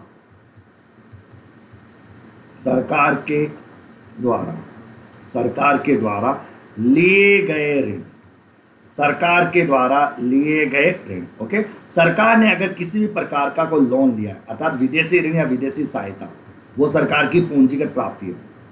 विनिवेश से प्राप्तियां, अगर सरकार ने किसी भी प्रकार का विनिवेश किया है, विनिवेश को इंग्लिश होता है डिसइन्वेस्टमेंट। विनिवेश का मतलब क्या होता है दोस्तों, अभी मैं बताऊंगा थोड़ी देर में कि विनिवेश होता क्या है। और तीसरा होता है मेरे प्यारे साथियों आप लोगों का सरकार के ऋणों की वसूली, सरकार के द्वारा दिए गए ऋणों की वसूली। अगर सरकार ने कोई लोन दे रखा था और अगर वो लोन वापस मिल जाता है तो ये पूंजीगत प्राप्ति होती है मित्रों। ओके, अब सुनिए, पूंजीगत प्राप्ति का मतलब तीन बातें आपको ध्यान रखनी है। पूंजीगत प्राप्ति सरकार की वो प्राप्ति होती है मेरे प्यारे साथियों जिससे या तो सरकार के दायित्व बढ़ते हैं या सरकार की संपत्तियां क्या होती है? कम होती है। जैसे सरकार के द्वारा, ओके मित्रों सुनिए, सरकार के द्वारा लिए गए ऋण, सरकार अगर लोन लेती है तो बताओ मैं, तो सरकार के दायित्व बढ़ेंगे नहीं बढ़ेंगे? दायित्व में वृद्धि होगी या नहीं होगी? तो भाई साहब दायित्व बढ़ेगा। विनिवेश से प्राप्ति, अगर सरकार ने कोई विनिवेश किया है तो इससे सरकार की संपत्ति में क्या होगी? कमी होगी, असेट्स में कमी होगी। तो मैं पहले ही बता चुका मेरे प्यारे साथियों, सरकार की वो इनकम जिससे या तो सरकार के दायित्व बढ़ जाते हैं या सरकार की संपत्तियों के मूल्य में कमी आ जाती है। ओके बताओ, ओके बताओ। अब बात करते हैं मित्रों, ये विनिवेश होता क्या है? विनिवेश कहते किसे? डिसइन्वेस्टमेंट का मतलब क्या होता है? विनिवेश का फंडामेंटल क्या होता है, इसको समझिए। विनिवेश का मतलब है कि मित्रों, जब किसी सरकार के द्वारा, मैं यहां पर लिख रहा हूं, जब किसी सरकार के द्वारा, जब किसी सरकार के द्वारा अपने क्षेत्र विशेष, अपने क्षेत्र विशेष, जब किसी सरकार के द्वारा अपने क्षेत्र विशेष के किसी भाग को निजी क्षेत्रों को बेच दिया जाता है, निजी क्षेत्रों को बेच दिया जाता है, तो उनसे प्राप्त आय को विनिवेश कहा जाता है। उनसे प्राप्त आय को क्या कहा जाता है? विनिवेश कहा जाता है। यानी सरकार ने अपना कोई उद्योग या अपनी कोई कंपनी अगर बेच दी और उससे सरकार को कोई पैसा अगर मिला है, वो सरकार का विनिवेश कहलाता है। ओके, अब बताओ, अगर सरकार अपने कोई क्षेत्र को बेचती है, कंपनी को बेचती है, किसी संस्था को बेचती है, इससे सरकार की संपत्ति के मूल्य में कमी होगी या नहीं होगी? भाई सरकार की संपत्ति के मूल्य में कमी होगी या नहीं होगी? यस या नो बताइए। यानी जब सरकार दोस्तों अपने किसी क्षेत्र विशेष के किसी भी भाग को अगर निजी क्षेत्रों को बेच देती है, तो उनसे प्राप्त होने वाली जो इनकम है वो विनिवेश कहलाता है, उसको डिसइन्वेस्टमेंट कहा जाता है, वो विनिवेश का पार्ट कहलाता है, वो डिसइन्वेस्टमेंट कहलाता है। तो मित्रों, मैंने यही कहा कि जब किसी सरकार के द्वारा अपने क्षेत्र विशेष के किसी भाग को निजी क्षेत्रों के हाथों बेच दिया जाता है, उसको डिसइन्वेस्टमेंट कहा जाता है, वो विनिवेश अपना कहलाता है। ओके,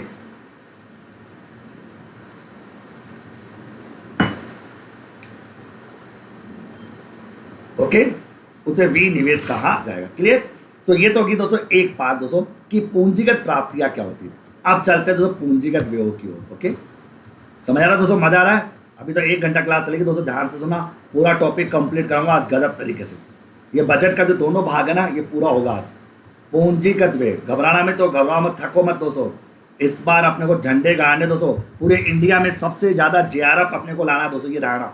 पूरे इंडिया में जेआरएफ इतना आपको पढ़ा दिया दोस्तों। अगर आपने ढंग से सारे वीडियोज़ को देखा होगा, सबको याद किया होगा, तुम्हारे लिए डेली टेस्ट सीरीज चलती रहती है ऐप में, उस टेस्ट सीरीज को भी आप लोग देखते रहोगे तो ओके, वो टेस्ट सीरीज भी आप लोग देखते रहा करो मेरे प्यारे साथियों।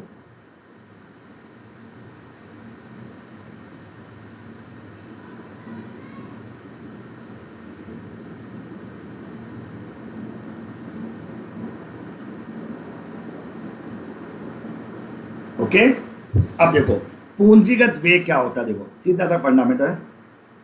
अब देखो सीधा सा बैक फंडामेंटल है। मैंने कहा दोस्तों कि पूंजीगत व्यय सामान्यतः पूंजीगत व्यय सामान्यतः सरकार के वे खर्चे होते हैं, सरकार के वे खर्चे होते हैं जिनसे या तो सरकार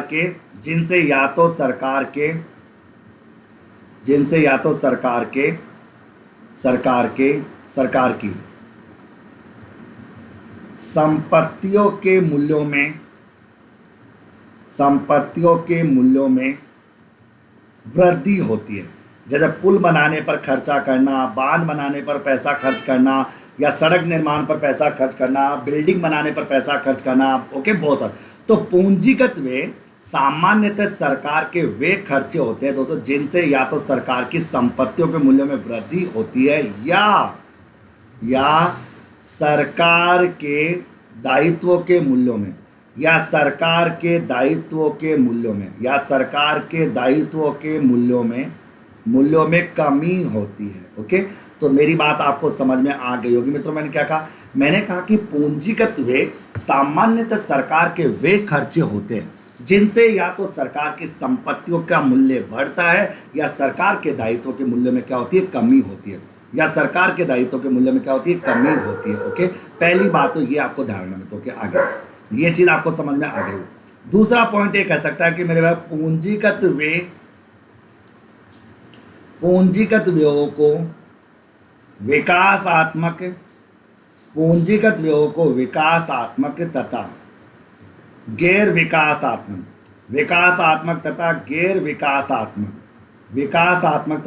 विकासात्मक व्ययों में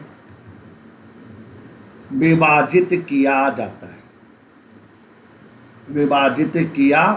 गया है। ओके, विभाजित किया गया। ओके, तो पूंजीगत खर्चों को विकासात्मक तथा गैर विकासात्मक खर्चों में क्या किया गया? विभाजित किया गया। यानी पूंजीगत व्यय जो होते हैं वो विकासात्मक और गैर विकासात्मक दोनों प्रकार के खर्चे होते हैं। मैं वापस से बोल देता हूं दोस्तों, कोई रहे मत जाना। देखो, मैंने कहा कि पूंजीगत खर्चे सामान्यतः सरकार के दोस्तों वे खर्चे होते हैं,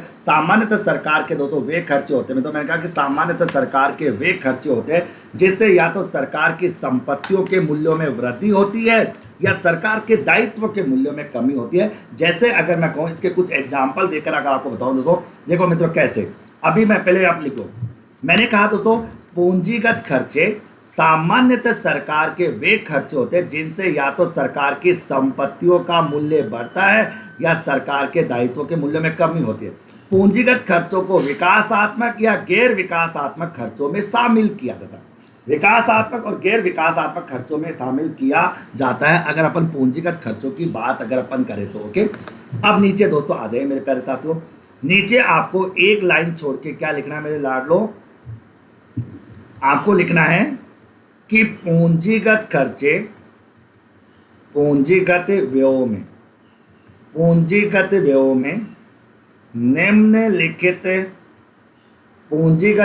निम्नलिखित व्ययों को सम्मिलित किया जाता है। ओके, पूंजीगत व्ययों में निम्नलिखित व्ययों को सम्मिलित किया जाता है। ओके, अब वो कौन कौन से सुनिए तो, पूंजीगत खर्चों में दोस्तों निम्नलिखित खर्चों को सम्मिलित किया जाता है। ओके, पूंजीगत खर्चों में निम्नलिखित खर्चों को सम्मिलित किया जाता है। अब वो खर्चे कौन कौन से सुनिए तो, वो खर्चे कौन कौन से? जैसे सबसे पहली बात करो तो सरकार द्वारा लिए गए ऋणों का भुगतान। सरकार के द्वारा लिए गए ऋणों का भुगतान, सरकार ने कोई लोन लिया था और उस ऋण का अगर भुगतान कर दिया जाता है वो सरकार का पूंजीगत व्यय कहलाता है। ओके, क्योंकि इससे सरकार का दायित्व कम हो रहा है। सिंपल सी बात है, समझ में आ गया होगा। दूसरा होता है तो सरकार द्वारा आधारभूत, कौन सी भूत? आधारभूत संरचनाओं, सरकार द्वारा आधारभूत संरचनाओं पर किया गया खर्च। अगर सरकार ने दोस्तों किसी भी प्रकार की आधारभूत संरचना पर कोई खर्च किया है, जैसे सड़क बनाने पर, पुल बनाने पर, भवन बनाने पर, विद्युत निर्माण के कई प्रकार की, तो जो भी आधारभूत संरचना होती है, सरकार के द्वारा आधारभूत संरचनाओं पर जो किया गया खर्च होता है मित्रों, उसे पूंजीगत व्यय कहा जाता है। तो मैंने कहा कि पूंजीगत खर्चों में दोस्तों निम्नलिखित खर्चों को शामिल किया जाता है। पहला, सरकार के द्वारा लिए गए ऋणों का भुगतान। ओके, दूसरा, सरकार द्वारा आधारभूत संरचनाओं पर किया गया खर्च, ये आ जाएगा मित्रों। उसके बाद दोस्तों चौथे नंबर की मैं बात करूँ, यहाँ पर मैं कहूँ तो सरकार के द्वारा दीर्घकालीन अवधि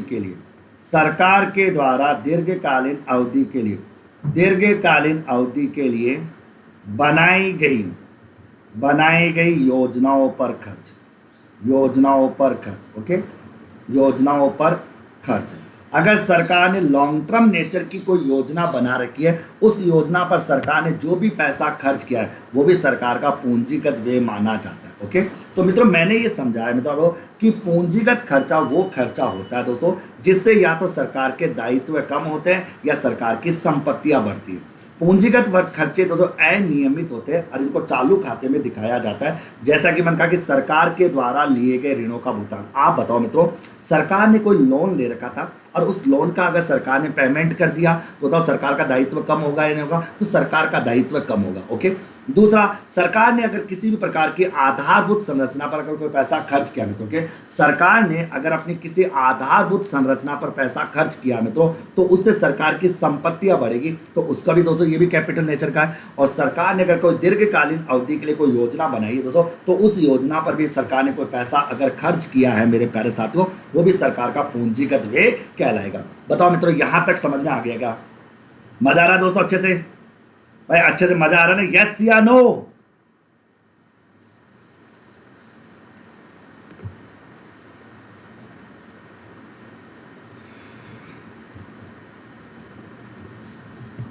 अब आ जाओ दोस्तों, हेडिंग बना लो, पूंजीगत घाटा। पूंजीगत घाटा। अब पूंजीगत घाटा क्या होता है ये तो आप समझ ही गए होंगे कि जब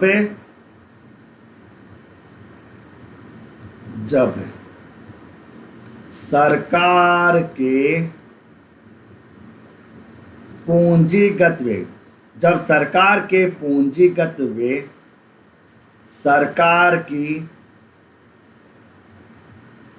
सरकार की पूंजीगत आय की तुलना में, पूंजीगत आय की तुलना में, जब सरकार के पूंजीगत व्यय सरकार की पूंजीगत आय की तुलना में अधिक होते हैं, अधिक होते हैं, जब सरकार के पूंजीगत व्यय सरकार की पूंजीगत आय की तुलना में अधिक होते हैं तो उसे पूंजीगत घाटा कहा जाता है। तो उसे पूंजीगत घाटा कहा जाता है। तो जब सरकार के पूंजीगत व्यय सरकार की पूंजीगत आय की तुलना में अधिक होते हैं तो वो कौन सा घाटा कहलाता है? उसे पूंजीगत घाटा कहा जाता है। एक तो इधर ओके मित्रों, और ये तो क्या पहला पॉइंट इसका। इसी का दूसरा पॉइंट आप जानते हो, जो आप समझते हो दोस्तों, वही बात है, सरकार द्वारा अपने बजट में पूंजीगत घाटे की बात है। सरकार द्वारा अपने बजट में पूंजीगत घाटे का उल्लेख सरकार द्वारा अपने बजट पूंजीगत घाटे का उल्लेख नहीं किया जाता। ओके बताओगे? नहीं किया जाता। ओके बताओगे? यस ओके, नहीं किया जाता। सरकार कभी भी अपने बजट में कैपिटल डेफिसिट के बारे में कोई बात बोलती ही नहीं। तो ओके, सरकार ने कभी भी अपने बजट में पूंजीगत घाटे का कभी उल्लेख नहीं किया कि पूंजीगत घाटा कितना प्रतिशत रहा जीडीपी का। राजस्व घाटे के बारे में बात करती है, राजकोषीय घाटे के बारे में बात करती है, प्राथमिक घाटे के बारे में बात करती है, राजस्व आपका प्रभावी राजस्व घाटे के बारे में बात करती है, लेकिन पूंजीगत घाटे का उल्लेख सरकार ने अपने बजट में कभी भी नहीं किया जाता। यानी कैपिटल डेफिसिट का कितना परसेंट, मतलब कैपिटल डेफिसिट जो है वो जीडीपी का कितना प्रतिशत है, कितना प्रतिशत नहीं, इस बात का जिक्र कभी भी सरकार ने अपने बजट में नहीं किया। ओके, अब आ जाओ मित्रों आगे। अब चलते हैं मित्रों और मजेदार कहानी की ओर चलते हैं। सब चीज़ आपको धीरे धीरे समझ आ जाएगी। एक नोट डाल के एक बात तो आपको लिखनी पड़ेगी। अब धीरे धीरे समझ में, तो मैंने क्या समझाया कि राजस्व आय तथा पूंजीगत आय, कि आपने राजस्व आय पढ़ी और आपने पूंजीगत आय पढ़ी, दोनों में क्या डिफरेंस है, कि राजस्व आय और पूंजीगत आय में क्या डिफरेंस है। तो डिफरेंस को जानने के लिए दोस्तों 2 कॉलम का होना जरूरी है। तो डिफरेंस को जानने के लिए कि राजस्व रेवेन्यू रिसिप्ट्स क्या होती है और कैपिटल रिसिप्ट्स क्या होती है ये जाना, तो इधर तो लिख दूंगा मैं राजस्व प्राप्तियां। ओके, आगे इसको बोलते हैं दोस्तों राजस्व प्राप्तियां। ओके, और इधर आ जाएगी आपकी कैपिटल प्राप्तियां, पूंजीगत प्राप्तियां। अब वैसे तो आपको सारी बातें पता है, लेकिन एक बार वापस से रिवाइज कर लो। देखो मैं आपको 3 बातें यहाँ पर समझाऊंगा, 3 बातें। अब 3 बातें कौन सी? अगर आप लोगों ने अब तक राजस्व प्राप्ति और राजस्व पूंजीगत प्राप्ति को अगर समझ लिया होगा तो इसमें कोई दिक्कत आप लोगों को आने वाली नहीं है। देखो कैसे। सबसे पहला पॉइंट, राजस्व आय।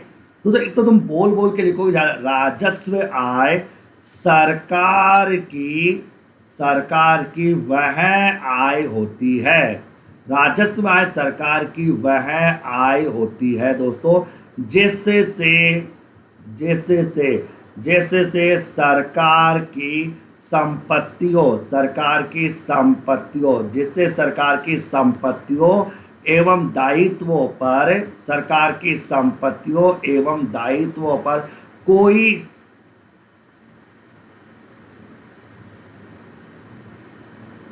हाँ बिल्कुल 2000 तो क्या कोई प्रभाव नहीं पड़ता। तो ऐसे ही नोट्स बना के पढ़ते हो ना तो मजा आता है दोस्तों। ये पीडीएफ बहुत गंदी चीज़ होती है दोस्तों। थोड़ी मेहनत करो, थोड़ा पसीना पाओ, तब जाके जंग जीतोगे।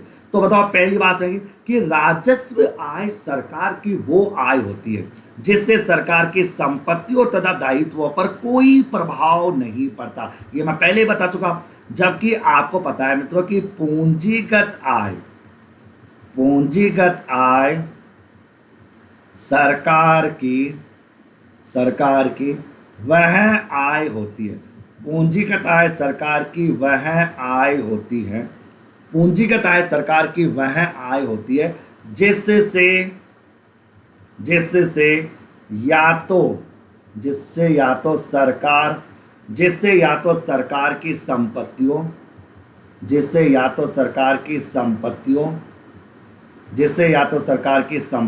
के मूल्यों में कमी होती है। जिससे या तो सरकार की संपत्तियों के मूल्यों में कमी होती है मित्रों, या सरकार के दायित्वों के मूल्यों में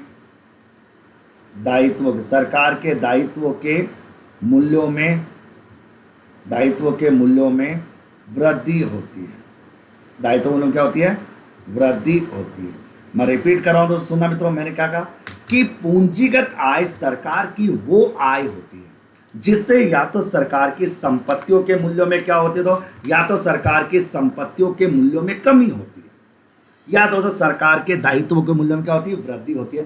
जैसे सरकार ने अपनी किसी कंपनी को बेच दिया, सरकार ने अगर किसी कंपनी को बेच दिया तो सरकार की संपत्ति का मूल्य कम हो गया।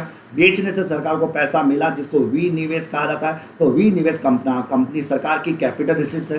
सरकार ने दोस्तों विदेशों से कोई लोन लिया, लोन लेने से सरकार का दायित्व बढ़ गया, वो सरकार की कैपिटल रिसिट्स में आ जाएगा। ओके मेरे प्यारे साथियों, तो पूंजीगत आय सरकार की वो आय होती है मेरे लाडलो जिससे या तो सरकार की संपत्तियों के मूल्यों में कमी होती है या सरकार के दायित्वों के मूल्य में क्या होती है? वृद्धि होती है। एक अंतर समझ आएगा।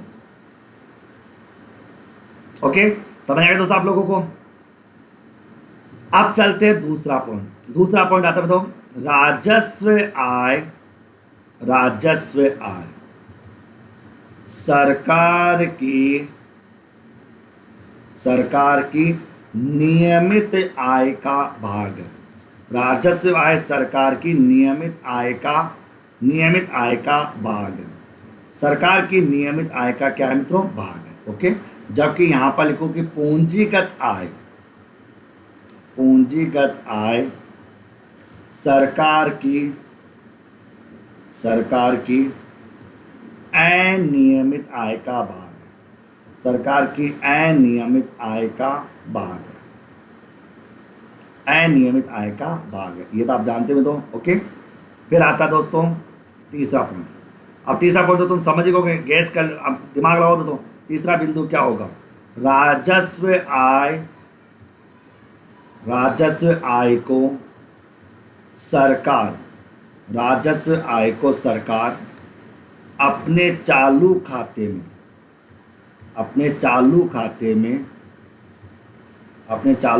में प्रदर्शित करती है। ओके, चालू खाते में दिखाती है। ओके, जबकि आप जानते हो मित्रों कि पूंजीगत आय जो होती है, कौन सी आय होती है? पूंजीगत आय। पूंजीगत आय को सरकार, पूंजीगत आय को सरकार, पूंजीगत आय को सरकार अपने पूंजी खाते में, पूंजी खाते में प्रदर्शित करती है। पूंजी खाते में क्या करती है? प्रदर्शित करती है। ओके, पूंजी खाते में क्या करती है? प्रदर्शित करती है। ओके, तो देखो राजस्व आय सरकार, राजस्व आय को सरकार अपने चालू खाते में दिखाती है। राजस्व आय जो होती है वो सरकार कहाँ दिखाती है? अपने चालू खाते में। जबकि पूंजीगत आय को सरकार जो है अपने कौन से खाते में? पूंजीगत आय खाते में दिखाती है। ओके, और एक अंतर और होता है इनमें दोस्तों, इन दोनों की बात अगर करें तो वो अंतर क्या होता है वो सुनिए। तो वो अंतर होता है मित्रों कि राजस्व आय, राजस्व आय सरकार की, राजस्व आय सरकार की अल्पकालीन, कौन सी कालीन? तो अल्पकालीन आय का भाग है। अल्पकालीन आय का भाग है, अल्पकालीन आय का भाग है। जबकि यहां पर मैं लिखूं दोस्तों आप लोगों के सामने कि पूंजीगत आय, पूंजीगत आय, पूंजीगत आय सरकार की, सरकार की दीर्घकालीन, सरकार की कौन सी कालीन? दीर्घकालीन, सरकार की दीर्घकालीन आय का भाग है, दीर्घकालीन आय का भाग है। ओके, ये चार अंतर है दोस्तों राजस्व प्राप्तियों में और पूंजीगत प्राप्तियों में। बताओ मित्रों समझ में आया नहीं आया? पहला, राजस्व आय सरकार की वो आय होती है दोस्तों जिससे सरकार की संपत्तियों और दायित्वों पर कोई प्रभाव नहीं पड़ता। सरकार की संपत्ति और दायित्वों के ऊपर किसी भी प्रकार का कोई प्रभाव नहीं पड़ता, वो सरकार की राजस्व आय कहलाती है। जबकि पूंजीगत आय सरकार की वो आय होती है दोस्तों जिससे या तो सरकार की संपत्तियों के मूल्यों में कमी होती है या सरकार के दायित्वों के मूल्यों में वृद्धि होती है। राजस्व आय सरकार की नियमित आय होती है जो रेगुलर बेसिस पर प्राप्त होती है, जबकि पूंजीगत आय सरकार की अनियमित आय होती है जो कभी प्राप्त होती कभी प्राप्त नहीं होती।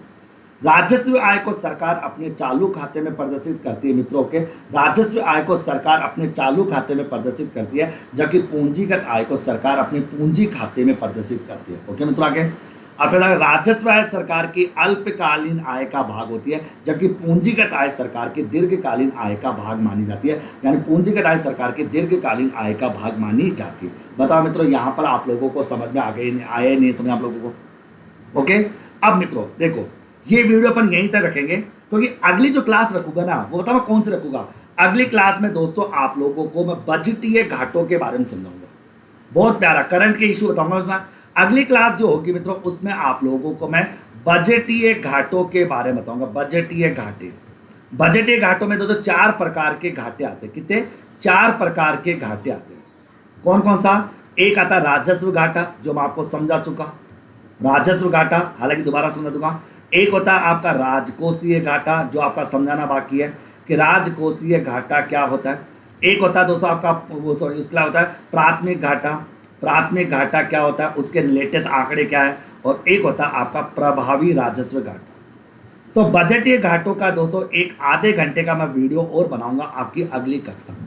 ओके, जिसमें आपको मैं दोस्तों बजटीय घाटों के बारे में बात करूंगा और ज्यादा देर नहीं, अभी 3:30 बजे करूंगा दोस्तों, आज ही खत्म करूंगा इसको। ओके, लगभग 3:30 बजे दोस्तों तैयार रहना, मैं आप लोगों या 3:15 बजे तैयार रहना दोस्तों कि मैं आपको बजटीय घाटों के बारे में बताने वाला हूं। ओके, कि बजटीय घाटों में दोस्तों राजस्व घाटा क्या होता है मित्रों के, राजकोषीय घाटा क्या होता है, प्राथमिक घाटा क्या होता है या प्रभावी राजस्व घाटा क्या होता है, इन सब के बारे में बताऊंगा। और इनके लेटेस्ट आंकड़े जो बजट 2021-22 था, उस बजट 2021-22 में सरकार ने इनके क्या क्या आंकड़े रखे, वो सारे आंकड़े भी आपको मैं प्रदर्शित करने वाला हूं। ओके, बताओ मित्रों समझ में आया नहीं आप लोगों को यहाँ तक?